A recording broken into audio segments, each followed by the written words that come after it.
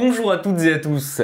Et oui, on y est enfin arrivé, elle a mis un peu de retard, mais la voici enfin, la vidéo qui regroupe les meilleures séries de 2021. Alors je sais pas vous, mais contrairement à l'année passée où on avait passé 80% de notre temps enfermé, j'ai beaucoup moins regardé de séries cette année. Et j'ai plus été tourné vers le cinéma et j'en ai d'ailleurs profité pour aller voir plus de films qu'avant. Donc si dans cette liste vous voyez quelques séries qui n'y sont pas et qui d'après vous devraient être mentionné, je vous invite à le faire en commentaire. Mais ne vous inquiétez pas, je vous ai quand même préparé un très joli top 10 des meilleures séries qu'il fallait suivre absolument cette année. Prenez de quoi noter, c'est parti!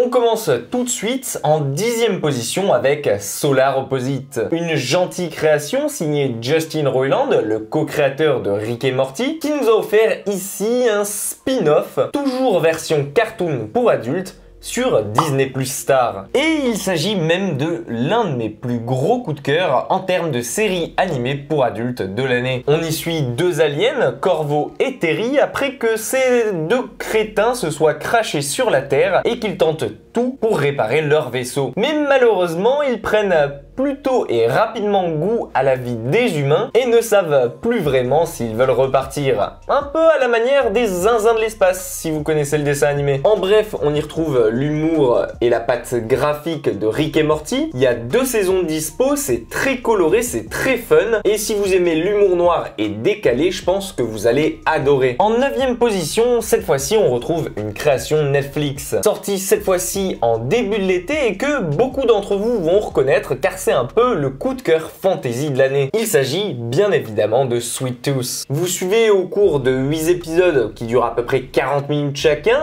un certain Gus, un enfant hybride mi-cerf mi-humain qui tente, après une pandémie et un virus mondial qui a décimé la moitié de la population, de rejoindre ses semblables. Mais rapidement, il va s'apercevoir qu'il n'est pas le bienvenu sur Terre. Mais Shepard, un ancien chasseur qui cherche à se repentir, va le prendre sous son aile et va l'aider à travers ce lourd périple. À mi-chemin entre Chronique de Spiderwick d'un côté et un buddy movie de l'autre, il s'agit en réalité d'un comics sorti en 2009 qui est adapté sur petit écran et c'est pour moi l'une des créations les plus mignonnes et surtout très anticipatrices de l'année. La 8e place, si je vous mentionne Otis, Maeve, Eric, bien entendu vous allez me dire Sex Education. Et après plus d'un an d'attente, on retrouve enfin nos lycéens préférés dans une saison 3. Il y a de nouveaux personnages qui sont introduits tout au cours de cette nouvelle saison et même si je suis d'accord, il ne s'agit pas des meilleurs, cette saison 3 en profite pour enfin permettre à Otis de renouer le contact avec Maeve, tandis que de son côté, on y suit Eric tenter de gérer son couple avec un Adam qui commence tout juste à s'apprécier lui-même. La série est toujours aussi bien écrite, toujours aussi farfelue et cette saison 3 permet même à tous les caractères un peu en retrait et tous les personnages secondaires de enfin sortir du lot et ça leur permet de s'exprimer et de plus s'épanouir et de rendre encore plus vivant le show qu'avant. Et ça, c'est un tour de force qui est à noter puisque c'est très rare de le trouver dans une autre série du même genre ou bien une série qui compte seulement 3 saisons. Bref, c'est la bouffée d'air frais et la création originale décomplexée de Netflix et peut-être même l'une de mes préférées de la plateforme. En 7e position, on retrouve la suite et la fin des aventures de Moritz et de Lenny. Alors, si leur nom vous est peut-être inconnu, c'est eux que l'on retrouve derrière la création du site MyDrugs dans How to Sell Drugs Online Fast. Si vous aviez suivi les 2 premières saisons du show, celle-ci est encore plus barrée et je pense qu'elle devrait pas vous déplaire. D'un côté, on va suivre Moritz qui tente de renouer avec son meilleur ami qu'il a un peu abandonné, mais il va être aussi tiraillé puisque de l'autre côté, il va devoir tenter de tout faire pour plaire aux Hollandais afin de ne pas finir tué. Bref, Moritz va être clairement tiraillé dans un monde où il se retrouvera tout seul à la tête d'un empire de drogue auquel lui-même ne s'attendait pas. Et tout ce qui va faire le sel de cette saison 3, c'est qu'elle jongle habilement entre nos différents personnages, entre les sentiments de nos héros, mais aussi et à la fois en leur développant leur arc narratif et en les confrontant un peu plus à la réalité. Et c'est d'ailleurs vers là que tend la fin du show, nous menant progressivement vers la véritable histoire de Maximilian Schmidt, le baron de la drogue virtuelle à l'origine de cette série. Et d'ailleurs, si vous avez adoré le show, je peux vous recommander d'aller voir Shiny Flake, le documentaire sur la vraie personne justement qui a donné l'idée de ce show.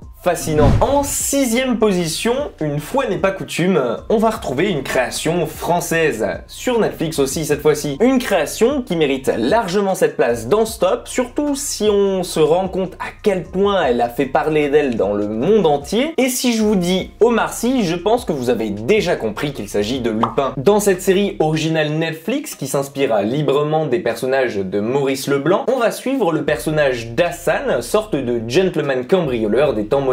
Un homme qui cherche à venger l'image de son père qui a été bafoué une vingtaine d'années plus tôt. Et en même temps, et pour y parvenir, il va devoir créer et mettre au point l'un des plus gros casses de toute l'histoire, à savoir voler la parure en diamant ayant appartenu à Marie-Antoinette. Sorte d'insaisissable à la française, c'est une série qui souffle un vent de fraîcheur sur les créations Netflix et surtout sur les séries françaises dont on a l'habitude qu'elles soient médiocres. Et plus vous allez avancer dedans et plus les épisodes deviennent entraînants et moins vous voyez le temps passer. Une fiction qui en profite d'ailleurs pour mettre intelligemment l'accent sur les différences sociales et raciales. Portée par un très bon Omar Sy dans le rôle principal et surtout sublimée par une constante action mélangée à l'écriture de la série qui est très bonne, Lupin prouve une fois n'est pas coutume que les Français savent faire une série aussi bien faite que les Américains. Bref, la surprise française de ce top et que je vous conseille facilement. On se rapproche progressivement du podium, mais avant d'y arriver, il nous reste encore tout de même 2 séries, 2 petites créations originales bien sympathiques. Et en 5e position, pour les fans de Disney, vous allez retrouver WandaVision. Bien plus que la première série symbolique de super-héros à débarquer sur Disney+,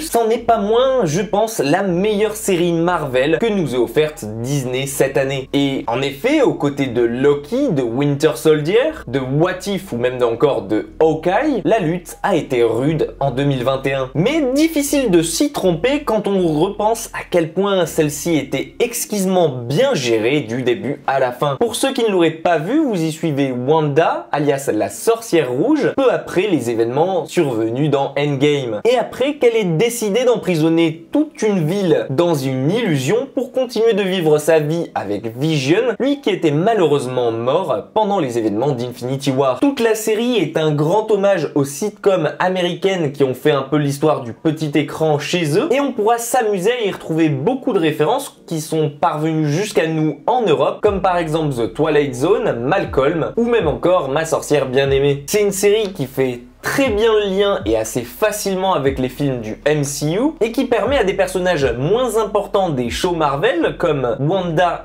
et Vision d'enfin avoir leur minute de gloire le temps d'une saison. Et en plus, elle nous met en bouche juste avant le Doctor Strange de Sam Raimi qui s'annonce déjà gargantuesque. Bref, une des recommandations les plus faciles que j'ai à vous faire de ce top, surtout si vous êtes fan de Marvel. Et si vous voulez en savoir un petit peu plus sur WandaVision, je vous conseille d'aller voir ma vidéo sur le sujet, tout comme pour à peu près 90% des shows que je vous ai cités dans cette vidéo. Si je vous dis 3 mots, mode, Ewan McGregor et mini-série, normalement vous me répondez Alston. Eh bien je pense que c'est tout simplement une de mes découvertes préférées et incroyable de 2021. Et si vous me connaissez bien sur la chaîne, vous savez combien les mini-séries et les biopics font partie de mes genres préférés. Et encore plus quand c'est Ewan McGregor en tête. Et ça tombe bien puisque cette mini-série retrace la vie assez particulière et assez folle du créateur de mode Alston, un homme qui était totalement inconnu mais qui dans les années 70 a réussi à se faire un nom face à Yves Saint Laurent ou même Chanel. On y suivra donc son ascension fulgurante à la tête d'un empire, tout ça grâce à Jackie Kennedy qui un jour a décidé de porter une de ses créations. Déboulant clairement au sein d'un New York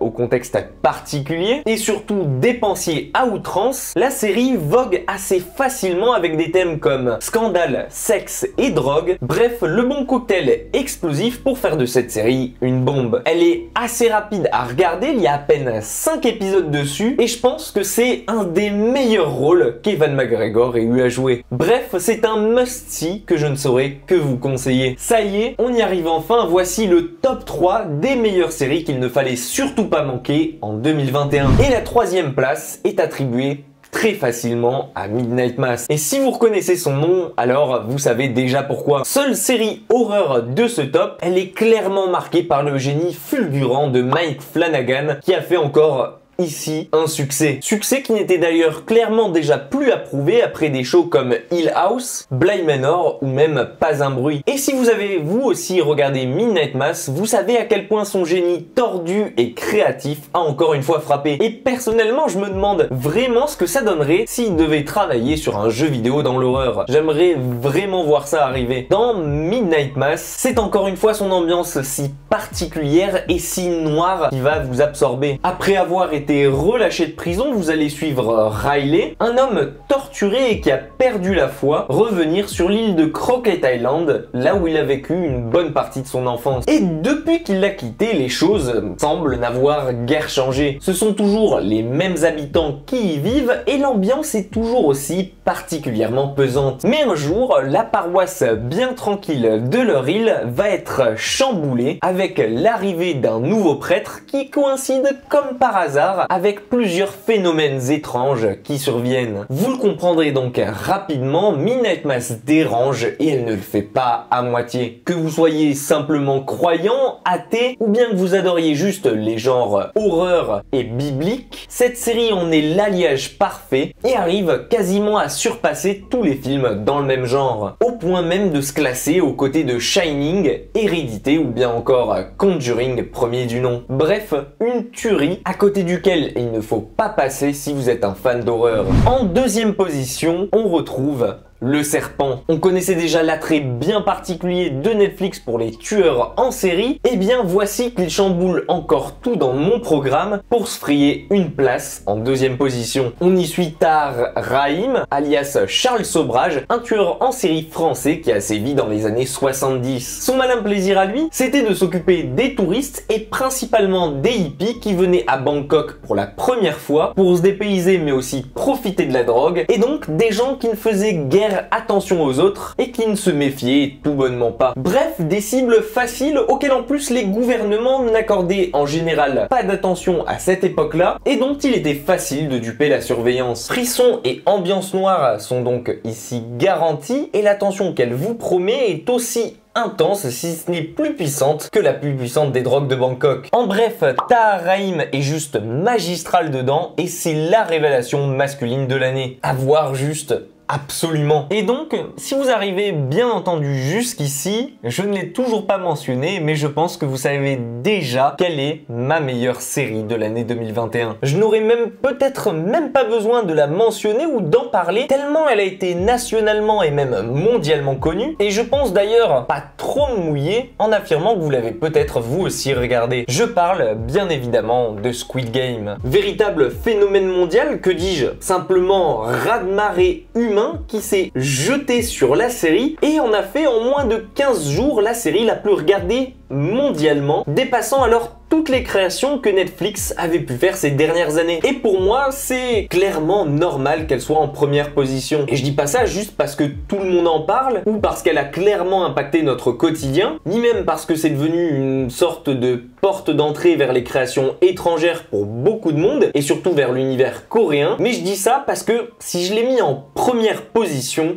c'est parce qu'elle le mérite réellement. Alors, pour les deux derniers du fond qui n'auraient pas encore vu la série, je vous explique en 2-3 petits mots de quoi ça parle. Vous allez suivre ici Seong Ji-hoon, un homme criblé de dettes et qui ne sait pas comment faire pour s'en sortir. Mais un jour, la chance lui sourit, en quelque sorte, et un homme d'affaires se présente à lui pour lui proposer un jeu. Un jeu extrêmement dangereux dans lequel 455 autres participants seront face à lui et seront mis en compétition pour gagner la somme astronomique de 33 millions d'euros. Seulement voilà, il ne connaissait pas l'unique condition pour participer au jeu, à savoir que tous les concurrents doivent mourir. Il n'y en aura donc qu'un seul pour gagner les 33 millions d'euros. Et Seong Ji-hoon va être donc un peu contre son gré et malgré tout rapidement attiré dans un monde où coups bas, tricherie et meurtre seront légion. C'est une série qui est à la base, j'en conviens, assez simple, de par un principe qu'on a déjà vu ailleurs, comme par exemple dans Hunger Games ou même Alice in Borderlands, mais qui est surtout diablement efficace pour dépeindre les sentiments des gens, leur humanité, leurs convictions et surtout la façon dont ils vont réagir face à une mort quasi certaine. Bref, c'est la révélation pour moi de l'année, c'était une série totalement inattendue qui est arrivée et qui m'a mis une grosse baffe dans la gueule et je pense que pour moi c'était totalement normal qu'elle soit dans ce top.